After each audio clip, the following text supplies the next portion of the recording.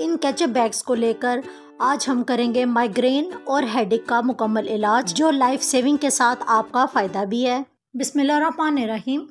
अस्सलाम वालेकुम। इब्तिसाम creative power में आपको खुशामदीद है। Welcome to my channel. हमेशा खुश रहें, आबाद रहें।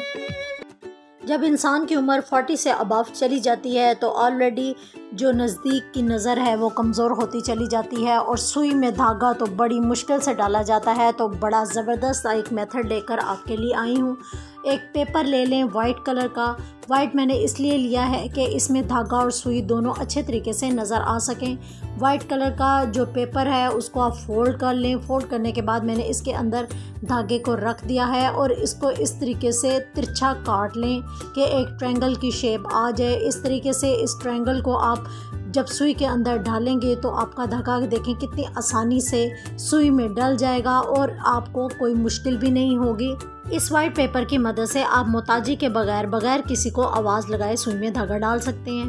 3 शू हो या स्टेंशंस हो, इस तरह घर में पड़ी होती हैं तो क्या होता है कि इसकी वायर मोटी होती हैं और उलझ जाती हैं और हमें बहुत ज़्यादा मुश्किल का सामना करना पड़ता है। मैंने पहले भी वीडियो बाइंडिंग की आपके साथ काफ़ी शेयर की हैं। आज एक और ज़बरदस्त तरीका आपके साथ शेयर कर रही हूँ।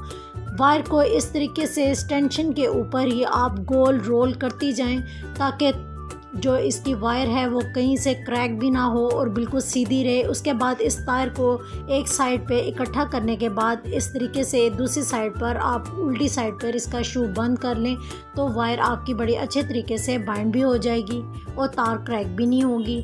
रात को काफ़ी तेज़ हवा चली और आंधी के साथ हल्की सी बारिश भी हुई तो मौसम काफ़ी बेहतर हो गया है। लेकिन क्या हुआ है कि मेरे गार्डन का देखें कितना बुरा हाल हो गया है और इसमें जो मोतिये की बेल थी वो गिर चुकी है और गिरने की वजह से इसका इतना वेट है कि उठाना मुश्किल हो गया है। तो मैंने इसका क्या हल किया है कि मैंने इसको एक रस्सी से इसके बंडल की सूरत में इसको बांध दिया है और इसकी जो वायर है वो मैंने सूती ली है ताकि इसमें पकड़ ज़्यादा हो। इसके बाद वाइपर एक लिया है और वाइपर की मदद से इसको उठाकर ऊपर की तरफ मैंने कर दिया है और दूसरी साइड से मेरे जो पार्टनर है उसने दूसरी साइड से खींच लिया है और खींचने के बाद इस तरह देखें एक ईंट का हमने सहारा लिया है और इसके साथ हम बांध भी देंगे। और दूसरा सिरा मैंने कपड़ों को ड्राई करने के लिए जो हुक लगाए हुए थे और वायर इसमें लगी हुई थी तो उसमें मैंने डाल दिया है। इस तरीके से देखिए मेरा मोतिये के पौधे का पूरा प्लांट जो काफ़ी हैवी था हमने थोड़ी सी कोशिश से खुद ही अरेंज करके इसको दीवार के ऊपर हैंग कर लिया। तो ये देखें ईंट की मदद से हमारी मुश्किल भी आसान हो गई। अक्सर ये होता है कि स्टॉलर्स जब स्कूल ख़त्म हो जाए तो वेस्ट हो जाते हैं और हम इनको फेंक देंगे। आज मैं इन्हीं जो यूनिफॉर्म के स्टॉलर्स होंगे उनको यूज़ करते हुए आपको एक ज़बरदस्त सा आइडिया बताऊंगी। इस तरीके से हम इन स्टॉलर्स को ज़ाया भी नहीं करेंगे और हमारे ये स्टॉलर्स हमारे काम भी आ जाएंगे और इसे हम काफ़ी से पैसों की अपनी बचत भी कर लेंगे। इस तरीके से मैंने 2 फोल्ड करके दोबारा फिर 2 फोल्ड करने के बाद कपड़े को तय कर लिया है। तय करने के बाद मैंने इस साइड से एक तिरछी कटिंग की है और दूसरी साइड से भी मैंने इस तरीके से मोड़ते हुए इसकी कटिंग करके इसको एक साइड पर रख दिया है।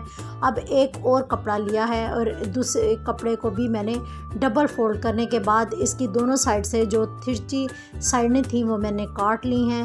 एक साइड से भी मैंने ये जो इसकी पाइपिंग हुई थी उसको मैंने कटिंग कर लिया है और दूसरी साइड से भी इसको मैंने बिल्कुल सीधा कर लिया है। अब दोनों साइडों से मेरा कपड़ा सीधा है तो एक साइड से इस तरह सीज़र को मार्क करने के बाद मैंने शोल्डर की कटिंग कर दी है। कटिंग करने के बाद इसको ऊपर से इस तरीके से मैंने तिरछी कटिंग कर लूँगी और तिरछी कटिंग करने के बाद इसको मैं ऊपर वाले कवर को सीधा करूँगी और नीचे वाले को डबल ही रहने दूँगी। डबल करने के बाद जो ये बंद वाली साइड थी इसको हल्का सा थोड़ा सा मैं गुलाई के रुख में काट लूँगी।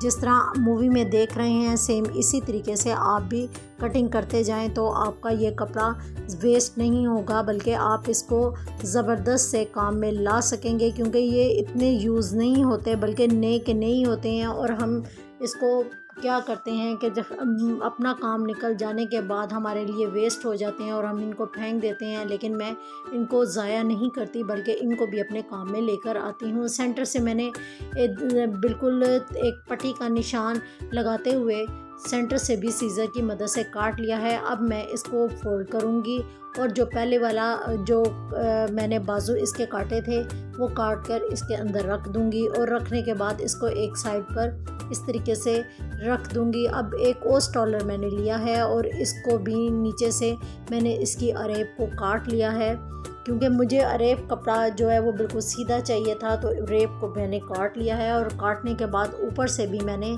इसकी रेप कटिंग को काट कर दोबारा से इसको एक और फोल्ड में कर लिया है। अब जितनी मुझे लंबाई चाहिए थी मैंने उतनी लंबाई को मार्क किया है और सीज़र की मदद से काट लिया है। जो ऊपर एक्स्ट्रा कपड़ा बचा है इसको मैं खोलूँगी और खोलने के बाद दोबारा इसकी 4 तहें इस तरीके से लगा दूँगी। जिस तरह आप देख रहे हैं सेम इसी तरीके से आप इसके बचे हुए कपड़े की 4 तहें लगा दें, थोड़ी सी लंबाई के रुख में लगाएं। मैंने कपड़ा रखा था उसके साथ सेम रखते हुए मैं इसके ऊपर ही भी आसन का निशान इस तरीके से लगा दूँगी। आगे वाली जो 2 तहें हैं वो बंद ही रहेंगी, मैं उनकी कटिंग नहीं करूँगी। अब ये नीचे वाली तह जो आपको मगज़ी वाली नज़र आ रही है इसको भी हल्का सा तिरछा मैं सीज़र की मदद से काट लूँगी। मैं इसका ध्यान ये रखूँगी कि जितना मुझे पहुँचा चाहिए था उस हिसाब से मैं इसकी एक कटिंग करूँगी। तो देखें अब मेरे पास ट्राउज़र की बड़ी ज़बरदस्त सी कटिंग आ चुकी है। मैं इसको नीचे से फोल्ड करूँगी और ये साइड पे सिलाई लगाते हुए ऊपर इसके नेफे को इस तरीके से फोल्ड कर दूँगी।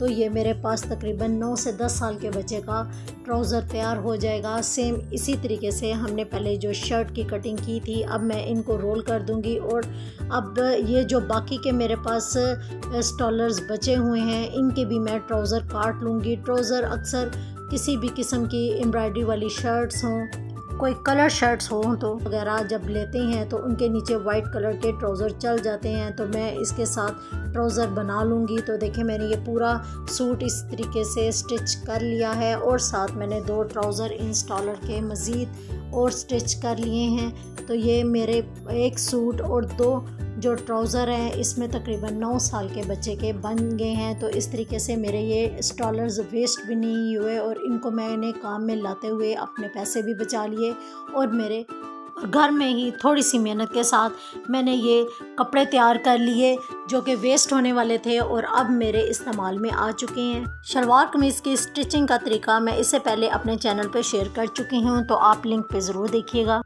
मेरे पास ये बड़ा केचप का पाउच पड़ा हुआ था, मैंने इसको धो के अच्छे तरीके से ड्राई कर लिया है। ड्राई करने के बाद ये था कि इसके अंदर जो केचप लगी हुई थी वो सारी साफ़ हो चुकी है। तो मैं इसके अंदर बिल्कुल अपने पानी को फिल कर लूँगी और फिल करने के बाद इसको क्या करूँगी कि फ्रिज में रख दूँगी। मेरे सर में बहुत ज़्यादा दर्द है और इसके अलावा थोड़ा रिलैक्स होने के लिए, अच्छी नींद आने के लिए आप इसका इस्तेमाल कर सकते हैं। तो ये बैग मैंने लिया है, इसका पानी अच्छे तरीके से ठंडा हो चुका है। अब एक मैं शॉपिंग बैग लूँगी। इनका जो फैब्रिक है वो वाटरप्रूफ होता है।